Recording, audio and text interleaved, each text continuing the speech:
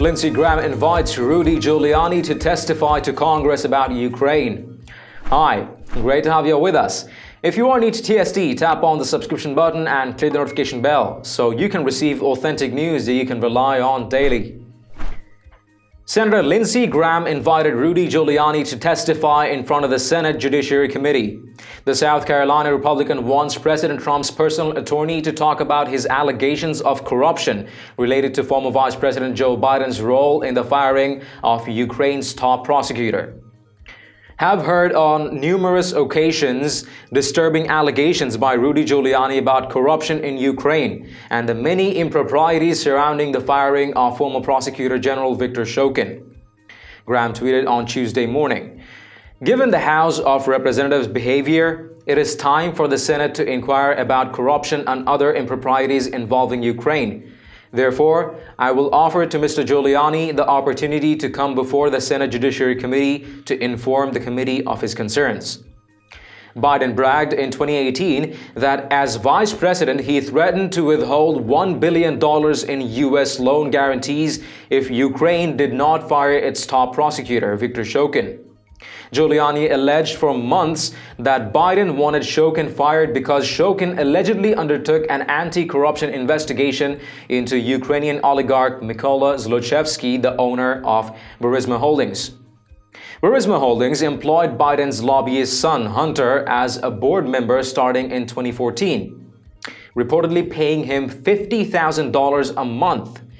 The Biden camp and many others have countered that Shokin was widely seen by the United States and Europe and inside Ukraine as ineffective, corrupt, and a hindrance to Ukraine's progress.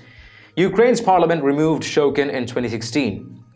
Giuliani's efforts to pressure Ukraine to look at the Bidens eventually spilled over into a controversial July 25th phone call between Trump and Ukrainian President Volodymyr Zelensky, who spoke for roughly half an hour.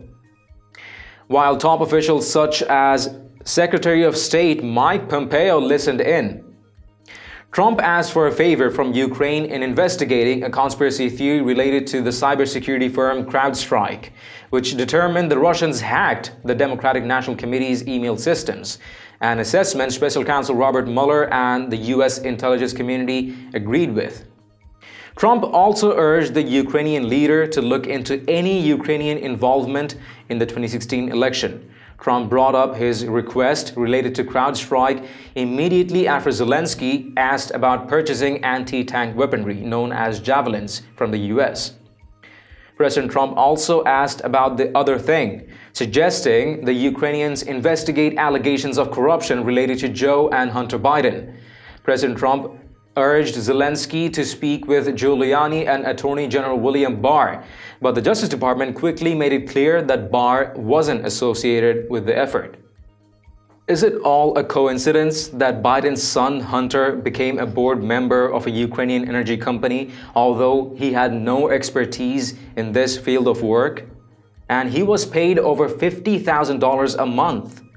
And coincidentally, Joe Biden threatened to withhold $1 billion U.S. loan guarantees unless Ukraine fired its Prosecutor General, Victor Shokin, who had probed an investigation into the same energy company Hunter Biden sat a board member of on charges of corruption. Are these all coincidental? And yet, corrupt representatives in the House sit idle in Biden's case when it's all crystal clear, but jump at any baseless, irrational second-hand information from suspicious sources to launch an impeachment for the president's ouster to no avail.